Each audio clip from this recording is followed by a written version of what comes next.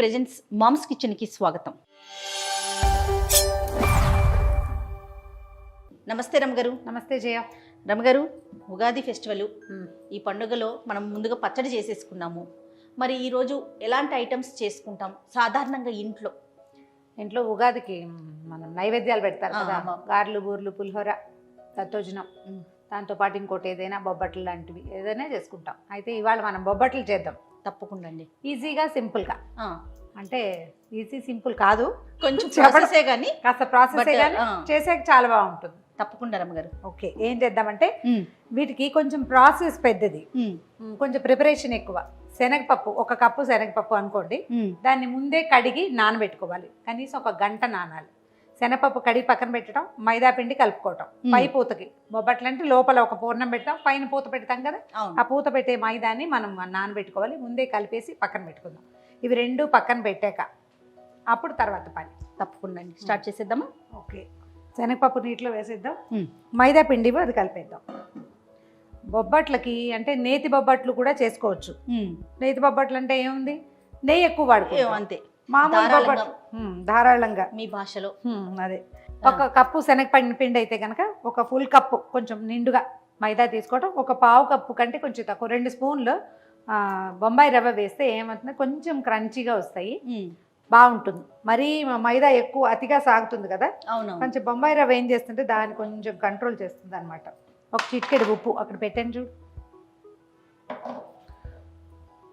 1 చిటికే వేస్తున్నాను. బొబ్బట్లకి ఒక original colour ఉంటుంది, లోపల పూర్ణం మనం వేసిన బెల్లాన్ని బట్టి. పచ్చిశనగపప్పు బెల్లం ఉంటుంది కదా, పసుపు రంగు వస్తుంది, అలాంటి కలర్ వస్తుంది.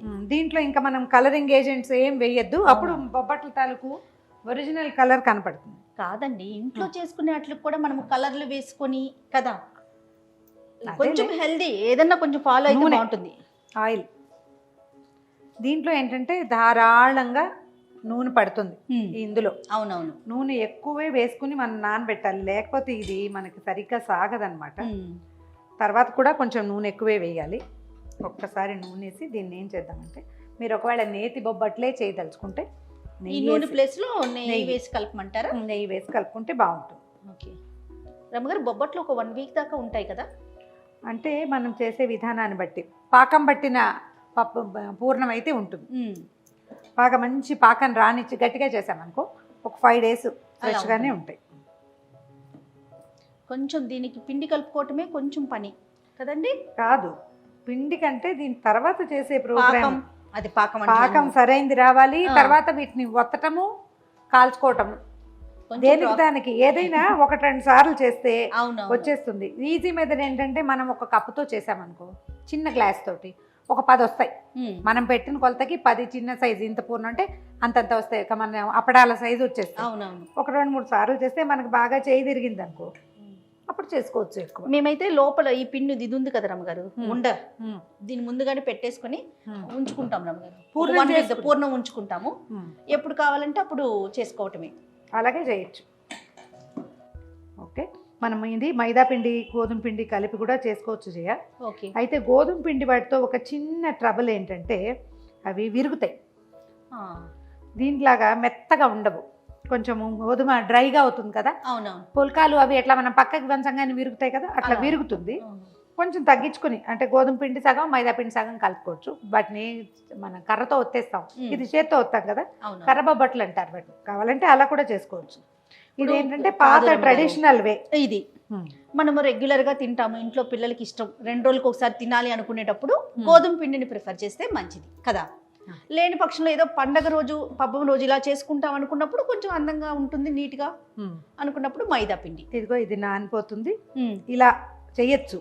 ఇదేంటంటే మనకి చక్కగా సాగుతుంది అనమాట. ఇట్లా చూడు చూడు, బాగా సాగుతుంది. ఇది సాగటం కోసమే ఇంత లూజ్గా కలుపుకోవటము, అంత నూనె పోసుకోవటము. ఓకే, నూనె అంతా పీల్చేస్తుందండి, 90% లాగేస్తుంది. ఓకే, ఇందులో ఉన్న అది ఉంది కదా, మన బొంబాయి రవ్వ, అది ఊరిపోతుంది కాసేపటికి, తడికి ఊరి ఈ తడిని, ఈ నూనెని మొత్తం పీల్చేస్తుంది. మూత పెట్టి పక్కన పెట్టేద్దాం 1 గంట కనీసం. అయితే ఇప్పుడు ఏం చేద్దామంటే, నానబెట్టాం కదా శనగపప్పుని, ఇప్పుడు ఏం చేద్దామంటే శనగపప్పుని ఉడకబెట్టేసుకుందాం. స్టవ్ వెలిగిస్తాను, ముందు శనగపప్పు వేసేసి దీంట్లో కుక్కర్లో. ఇది వరకు బయట కూడా ఉడకపెట్టుకునే వాళ్ళం చేయ. నానిపోయిన శనగపప్పు తొందరగానే ఉడికిపోతుంది. కాకపోతే మనకి ప్రెషర్ కుక్కర్లు ఉన్నాయి కదా, అవి ఎందుకు కోరుకుంటున్నాం మనం? 1 కప్పున్నర నీళ్ళు పోయి ఇందులో మనం ఏ కప్పుతో శనగపప్పు నానబెట్టామో ఆ కప్పుతో కప్పున్నర చాలు. కప్పు పోసినా కూడా సరిపోతుంది. జస్ట్ అనుమానం లేకుండా పోస్తున్నాం అంతే. కప్పున్నర పోసే ఇందులో ఒకటి, ఇంకొక హాఫ్ కప్పు పోస్తే సరిపోతుంది. కొంచెమే, చాలా నీళ్ళు కూడా అవసరపడదు. ఈ పప్పు నానింది కదా, ఈజీగా అయిపోతుంది. చాలు చాలు. ఓకే. కాదు రమ్మగారు, పప్పు నానబెట్టుకున్నాం అనుకోండి, ఒక 2 విజిల్స్ వచ్చినా తొందరగా ఉడికిపోతుంది కదా. అవును. దీనికి 2 కాదు, హై ఫ్లేమ్ మీద 5 విజిల్స్ తెప్పిద్దాం. ఓకే. 5 విజిల్స్ వచ్చాక, ఎక్కువసేపు నానబెట్టలేదు కాబట్టి 1 గంట నానబెట్టాం మ్యాక్సిమం అంతే. 5 విజిల్స్ వచ్చాక కుక్కర్ చల్లారనిచ్చి పప్పును వడబోసేసి ఏదైనా పెద్ద దాంట్లో వెడల్పాటి దాంట్లో చిల్లుల దాంట్లో వేసి స్ట్రెయిన్ చేసేయాలి. నీరంతా తీసేయండి. ఆ మిగిలిన పప్పుని, పైన పప్పుని పెద్ద పళ్ళెంలో పోసి పూర్తిగా ఆరిపోయేలాగా ఫ్యాన్ గాలికి ఆరబెట్టేసేద్దాం. తప్పకుండా. 5 విజిల్స్ వచ్చినాయి. కుక్కర్ కట్టేస్తున్నాను. దీన్ని సింపుల్ ఏం లేదు. దీన్ని చల్లారంగానే తీయటము, వడబోసేయటము. తక్కువ నీరే ఉంటుంది, ఎక్కువ ఉండదు. మిగిలిన పప్పుని చక్కగా ఒక పళ్ళెంలో విశాలంగా వేసి డ్రైగా ఆరిపోనివ్వాలి. తర్వాత నెక్స్ట్ ప్రాసెస్. శనగపప్పు ఇక వడబోసేసాము, ఆరబెట్టేసాం. ఇక వచ్చి పప్పు చక్కగా పోళంగా కనపడుతుంది. ఇలా ఉండాలి, ఇలా ఉండాలి. ఇది మరీ ఎక్కువ పేస్ట్గా శుద్ధగా అయిపోకూడదు. ఇలా తీసుకుంటే మనం చేయబోయే పాకానికి పర్ఫెక్ట్గా ఉంటుంది. ఇప్పుడు పాకం చేస్తే దీనితో మనం బూరెలు కూడా చేసేసుకోవచ్చు. ఓకే. బెల్లం పెట్టేద్దాం ముందు. దీన్ని ఏం చేయాలంటే ఒకసారి గ్రైండ్ చేసి తెచ్చుకోవాలి. ఓకే. బెల్లం వేసేసి ఇందులో వేయి అని చేద్దాం. 1 కప్పు శనగపప్పుకి కప్పు మీద కొంచెం ఎక్కువ బెల్లం వేయండి. ఎందుకంటే మనం బొబ్బట్లు చేస్తారు ఇదివరకు అట్లాగా బెల్లం అంత తీపి ఉండటలా. అవునండి. కప్పు మీద కొంచెం ఒక 2 స్పూన్లు ఎక్స్ట్రా వేస్తే సరిపోతుంది. కాసిన నీళ్ళు పోయి చేయాలి ఇందులో. చాలు చాలు. బెల్లం కరగాలి అంతే మనకి. ఓకే. స్టవ్ ఆన్ చేస్తాను. బెల్లం కరిగి మనకి గట్టి పాకం రావాలి జయ. జనరల్గా బెల్లం వేసింది మనం కొంచెం వడపోసుకోవాలి ముందు, అందుకని కాస్త నీళ్ళు ఎక్కువ పోసుకుంటాం. ఈసారి మన బెల్లం ఇది ఆర్గానిక్ బెల్లము అండ్ ఇందులో కలరింగ్ ఏజెంట్ ఏం వేయలేదు. అవును. అందుకని మనం వడబోయటం లేదు, పాకం పట్టేసుకోవటమే. గట్టి పాకం రానిచ్చి ఆ పొడి ఇందులో వేసేసుకోవాలన్నమాట మనం. ఓకే. పాకం చూడు జయ, దగ్గరకు వచ్చేసింది. అవునండి. ఇది గట్టి పాకం రానిస్తే మన పిండి రెడీ. ఓకే. పూర్ణం చూద్దాం ఒకసారి ఎంత మటుకు వచ్చిందో. ఒక నీళ్ళ ప్లేట్లో వేస్తే మనకు తెలుస్తుంది. ఇది చూడు, ఇది తిత్తిపాకం కనపడుతుంది కదా. చూడు ఇది. అవునండి. ఇది తిత్తిపాకం. ఇంకొంచెం రానిస్తే సరిపోతుంది. రానిస్తే మనకు చక్కగా ఉండొచ్చేస్తుంది. మామూలుగా వాళ్ళు చాలా మంది ఎట్లా చేస్తారంటే చేస్తున్నారు, ఇదివరకు కూడా అలా చేసేవాళ్ళు అమ్మ వాళ్ళు. పప్పును బెల్లం కలిపి దంచి ఆ ముద్దని మళ్ళీ పొయ్యి మీద పెట్టి దాన్ని బాగా ఉడికిచ్చి చేసేవాళ్ళు. ఇది చాలా ఈజీగా ఉంటుంది. ఒకసారి కనుక ఈ పాడం తెలిసిందా బ్రహ్మాండంగా కుదురుతుంది మనకి. నేను మిక్సీ చేసాను. మనం చేసిన పిండి ఇగో ఇట్లా పొట్టులా వస్తుంది, కొబ్బరిలా వచ్చేస్తుంది. ఓకే అండి. దీన్ని అందులో వేసేయటమే అనమాట. చివరికి వచ్చేసింది కదా, కొంచెం నెయ్యి పక్కన పెట్టాను చూడు, నెయ్యి వేసే ఇందులో. చాలు ఇంతే. ఈ పదార్థంలో మనం వేసే నెయ్యి. తర్వాత ఏలక పొడి పెట్టాను చూడు కొంచెం. గట్టి పాకం వచ్చేసింది. స్టవ్ ఆపేద్దాం. ఈ పిండిని ఇందులో కలిపేద్దాం. ఓకే. దీన్ని స్టవ్ మీద నుంచి మార్చేద్దాం. కింద పెట్టుకుని తిప్పేసుకోవచ్చు. ఓకే.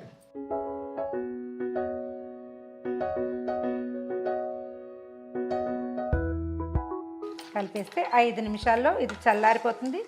ఉండలు చేసేసుకోవచ్చు. మనం ఇందులో వేసిన పాకం పిండిని బాగా కలవనివ్వాలన్నమాట. దీంట్లో బూరెలు చేసినా కూడా పాకం చీదదు. బూరెలు పూర్ణం చీదేస్తుంటుంది కదా ఒక్కొక్కసారి, బయటకు వచ్చేస్తుంది. ఇది రాదన్నమాట. ఇక మొత్తం తడంతా పాకపు తడి పీల్చేసింది. కలర్ చూడు ఎంత చక్కగా వచ్చింది. అవునండి. ఈ సైజు మనం ఏ సైజు చేయదలుచుకుంటామో ఆ సైజు ఉండలు చేసుకోవటం. చల్లారిపోయింది చూడు. అవునవును. దీనికి 2-3 పనులు ప్రత్యేకంగా ఉంటాయి జయ. మైదా పిండి చుట్టూతా పెడతాం కదా, పొదగటం అంటారు వాడు. పొదగటం అండి. బాగుంది. బొబ్బట్లు పిండి పొదిగేసి పూర్ణం పొదిగి ఇవ్వాలన్నమాట. ఒకళ్ళు పొదిగిస్తే ఇంకొకళ్ళు ఒత్తుతారు, మూడో వాళ్ళు కాలుస్తారు. అట్లా ముగ్గురు లేదా నలుగురు. నేను ఇలా ఉండ చేసిస్తాను రమ్మగారు, పొదగట మీద మీరే చెయ్యండి. నేను ఉండలు చేసేసాక చూద్దాం. కొంచెం గుండ్రటి ఉండలు చేసుకోవటమే ఇది. ఓకే, కొంచెం పెద్ద సైజే చేస్తున్నారు, తొందరగా అయిపోతాయని. ఇందాక నేను ఎంత నూనె పోసాను, ఇప్పుడు ఏముంది ఇందులో? అవును రమ్మగారు కదా, మొత్తం తాగేసింది. తాగేస్తుంది. అయితే ఈ పదార్థాలని డైటింగ్ ప్లాన్ ఉన్న వాళ్ళు చేయకూడదు. ఇది కొంచెం నూనె ఎక్కువే పడుతుంది. అంత ఎక్కువ నూనె వేస్తేనే ఇది బాగా వస్తుంది. ధారాళంగా దీన్ని పని పెట్టండి. ఒక 5 నిమిషాలు బాగా మర్దన చేస్తే మనకు కావలసినట్టుగా సాగుతుంది అనమాట. ఇది మరి ఎక్కువ సాగిపోదు, రవ్వ వేసాం కాబట్టి. మహారాష్ట్ర ఆ వైపు జయ ఒట్టి రవ్వతోటి కూడా చేస్తారు. రవ్వలో నీళ్ళు పోసి కలిపేస్తారు, ఆ ముద్దని నూనె డబ్బాలో పెట్టేస్తారు, అది పొద్దున్నే కలిపేస్తారు, ఒక 3-4 గంటలు నాననిస్తారు. అది ఎంత బాగా సాగుతుందో ఒట్టి మైదా. అది కూడా రవ్వ కూడా. రవ్వ స్టిక్కీగా అవుతుందా రమ్మగారు? వస్తుంది. ఉప్మా చేశాక ఎలా వస్తుంది, బంకలా రాదా? అంతే. ఓకే, అక్కడ పద్ధతి. అంటే మనం ఉప్మా అంటే ఉడకబెడతాం కదా, ఇది కూడా నానిపోతుంది. దీనికి ఏంటంటే నూనె పని చేయాలి. మనం ఎంత ఉండలు చేసామో ఇంచుమించుగా అంత తీసుకోవాలి. దీనికి అరిచేతులు నూనె ఒంటికి. నేను చక్కగా మంచి పట్టుచీర కట్టుకుని వండుతున్నాను, కానీ ఈ ఉండను పెట్టడం, ఈ పనినే పొదగటం అంటారు. దీన్ని సాగదీసి అన్ని పక్కల నుంచి కలుపుకోవాలి. ఒకసారి ఇప్పుడు మనం గోధుమ పిండితోటి కూడా చేద్దాం. అట్లానేనండి. అన్ని పక్కల దీన్ని కవర్ చేసేయాలి. ఇదేంటంటే మనకి కవర్ చేసిన తర్వాత కూడా సతాయింపుగా ఉంటుంది. ఒక 2-3 సార్లు చేస్తే వచ్చేస్తుంది. మొదటిది కొంచెం ఏదో విసిగిస్తోంది, ఇది బాగా రావట్లేదు, కొన్ని చోట్ల వదిలేసింది అనిపిస్తుంది. ఏం కాదు, మనం మైదా కాబట్టి అలాగే ఉంటుంది. దీని మీద నూనె ఉంది, చేయబెట్టక నూనెలో ముంచి అలాగా అద్దాలి దాన్ని. నూనె చేయి చేసుకుంటూనే దాన్ని వెడల్పుగా చేయాలి, రౌండ్గా. Okay okay. మనం ఏం చేద్దామంటే ఈ లోపల పెనం వెలిగించి పెట్టుకుందాము. అది వేడెక్కేసరికి నేను నీకు ఇంకో 2 పొదిగి ఇచ్చేస్తాను. అలాగే ఇద్దరు పని చేస్తే చాలా బాగా వస్తుంది. మనం ఒకళ్ళమే చేస్తున్నాం అనుకో, మొహమాటానికి ఏం లేదు, స్లోగా చేస్తాం. ఎక్కడ తోపు సరిపోలేదు అనిపిస్తుందో అక్కడికి కొంచెం పిండి పెట్టుకుని చేసేసుకోవాలి. ఓకే. ఈ పర్ఫెక్షన్ అంతా కూడా మనం రోజు 5-6 సార్లు కనుక చేస్తే వచ్చేస్తుంది. వచ్చేసిందిగా, చాలండి. చాలు. ఇక్కడ మధ్యలో ఖాళీ వచ్చినట్టుంది, కానీ దీని మీద ఒక ఫిల్మ్ లాగా మైదా ఉంటుంది గ్యారెంటీగా. కాలేక మనకి కనపడుతుంది, తెలియట్లేదు. ఇది ఐరన్ ప్యాన్ పెడితే నూనె చాలా ఎక్కువ పడుతుంది, నాన్ స్టిక్ ప్యాన్ పెట్టుకుంటే కొంచెం తక్కువ పట్టదు. మీడియం ఫ్లేమ్లో కాల్చండి. ఇది ఫస్ట్ది కాబట్టి కొంచెం నిదానంగా. వీటిని ఏం లేదు, దీన్ని అలాగా దీని మీద నుంచి తీసేసుకోవచ్చు.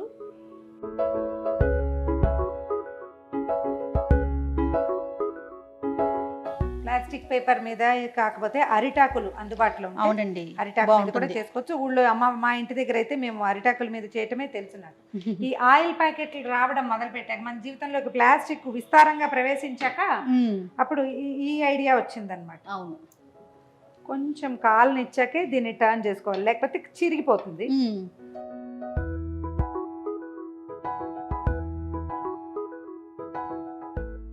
రెండో వైపు కూడా కొంచెం డ్రై అయ్యాక మనం ఆయిల్ కానీ నెయ్యి కానీ ఏది వేసుకుంటే అది బాగా వచ్చింది. బ్యూటిఫుల్గా. జయ, నీకు ఉత్తరం బాగా వచ్చు జయ.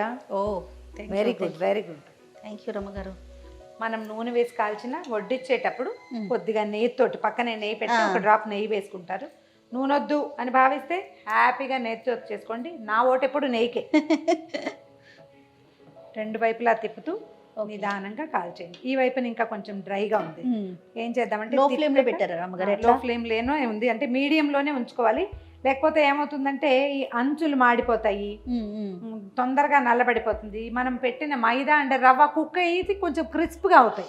ఓకే. గబుక్కని కాల్చేసామనుకో మెత్తమెత్తగా ఉండి పూర్ణం తిన్నట్టుగా ఉంటుంది. ఇవి బాగా కుక్ కావన్నమాట. ఓకే. ఇది కూడా బాగా వస్తాయి జయ, పొంగుతుంది చూడు.